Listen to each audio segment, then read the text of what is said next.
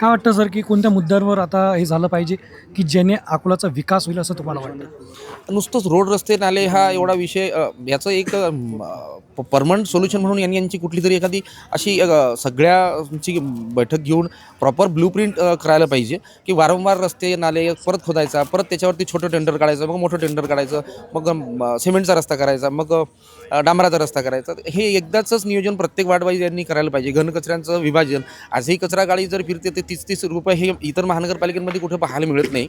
आणि कचऱ्याचं विभाजन हे आव्हान करतात, परंतु खरंच कचऱ्याचं विभाजन तुम्ही जर पाहिलं तर कुठेही कचऱ्याचं विभाजन ओला कचरा आणि कोरडा कचरा हा असा वेगवेगळा करताना आपल्या डोळ्यांनी तरी पाहायला मिळत नाही.